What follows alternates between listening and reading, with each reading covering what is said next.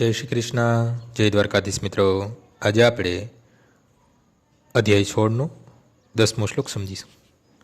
કામમાં શ્રિત્ય દુષ્પરમ દંભમાન મદાન્વિતાઃ મોહાદ ગૃહીત્વા સદ્ગ્રાહન પ્રવર્તતે શ્રીવતાઃ. કદાપી સંતુષ્ટ ન થનારા કામનો આશ્રય લઈને તથા ગર્વના મદમાં તથા મિથ્યા પ્રતિષ્ઠામાં ડૂબેલા આસુરી લોકો આ રીતે મોહગ્રસ્ત થઈને હંમેશા ક્ષણભંગુર વસ્તુઓ દ્વારા અપવિત્ર કર્મનું વ્રત લેતા હોય છે. અહીં આસુરી મનોવૃત્તિનું ચિત્રણ થયું છે.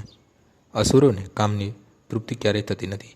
તેઓ ભૌતિક સુખ ભોગવવા માટે પોતાની અતૃપ્ત કામનાઓ વધારતા જ રહે છે.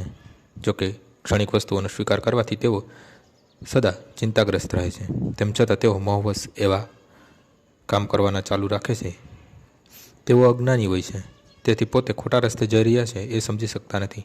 ક્ષણિક વસ્તુઓ સ્વીકારવાને કારણે તેઓ તેમના કેટલાક ઈશ્વરોનું નિર્માણ કરે છે, પોતાનો મંત્ર નિપજાવે છે અને તદનુસાર કીર્તન કરે છે. આનું પરિણામ એવું હોય છે કે તેઓ બે વસ્તુઓ પ્રતિ વધુને વધુ આકૃષ્ટ થાય છે: એક કામભોગ તથા ધન સંપત્તિનો સંચય. આ સંબંધમાં અરુચિ વ્રતાઃ શબ્દ મહત્વપૂર્ણ છે.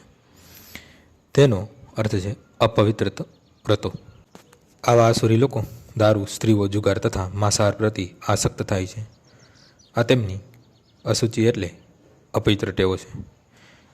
ગર્વત અને મિથ્યાભિમાનથી પહેરાયેલા તેઓ ધર્મના એવા નિયમ નિપજાવે છે કે જેનું સમર્થન વૈદિક આસદો દ્વારા થતું નથી.